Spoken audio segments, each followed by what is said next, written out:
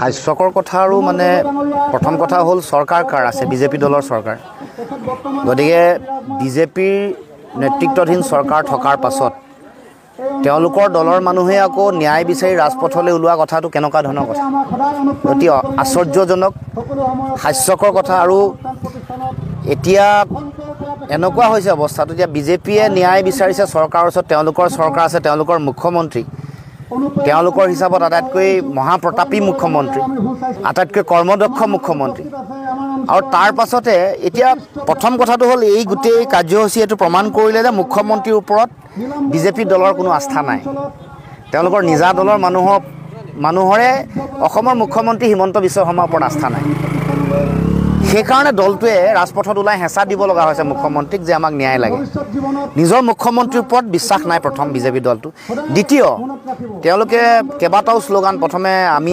ময়ে জুবিন আমি জুবিন এনে বহুত কিবা কিবি কৈছিলে শ্লোগান উলিয়াইছিলে সেইটো সলনি কৰিব লগা হ'ল তাৰপিছত তেওঁলোকে নিজকে অনুৰাগী বুলি আকৌ নিজে ছেল্ফ চাৰ্টিফিকেশ্যন বুলি যিটো কয়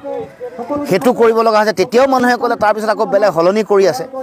আমাৰ কথাটো হ'ল যে জুবিনৰ অনুৰাগী তেতিয়াহে হ'ব পাৰিব যেতিয়া জুবিন গাৰ্গ ডাঙৰীয়াৰ যি আদৰ্শ সেই আদৰ্শ হৃদয়ংগম কৰিব পাৰিব জুবিন গাৰ্গে এনেকুৱা এখন সমাজ বিচাৰিছিলে যিখন সমাজত কোনো ধৰণৰ সংকীৰ্ণতা নাই জাত পাত নাই বৰ্ণবাদ নাই ধৰ্মীয় উন্মাদনা নাই ঘৃণা নাই সংকীৰ্ণতা নাই একতাৰে সমন্বয়েৰে এখন সমাজ গঢ়িব খুজিছিলে য'ত ধৰ্ম ভাষা জাতি গোষ্ঠী বৰ্ণতকৈ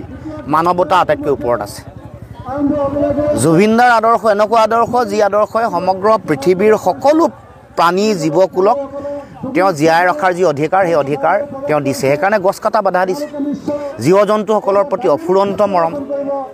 সেইসকলক কেতিয়াও হানি বিঘিনি কৰা ক্ষতি কৰা বা তেওঁলোকক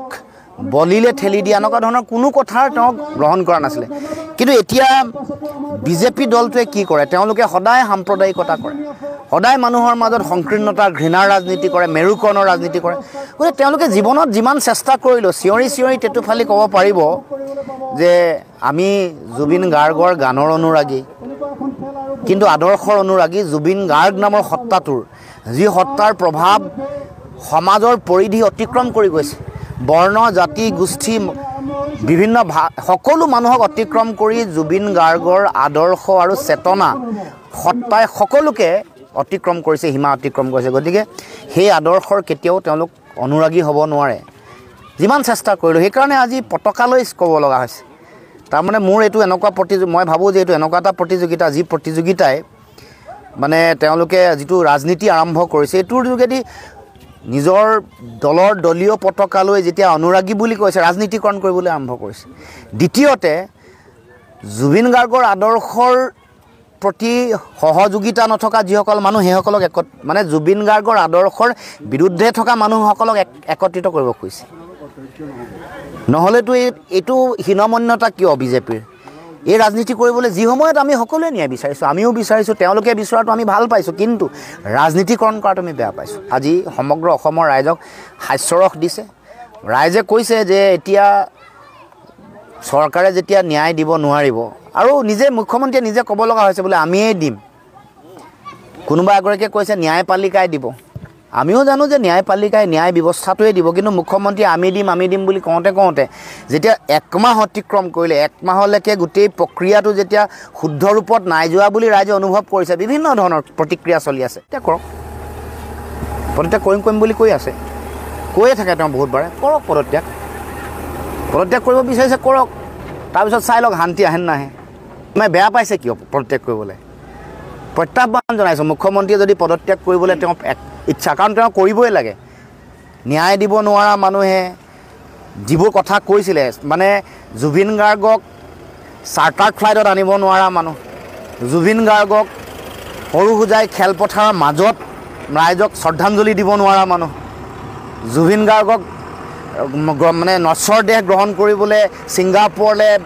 বৈদেশিক পৰিক্ৰমা মন্ত্ৰী ৰাজ্যিক মন্ত্ৰীক পঠাম বুলি পঠাব নোৱাৰা মানুহ গতিকে সেই মানুহগৰাকীটো এনেই পদত্যাগ কৰিব লাগে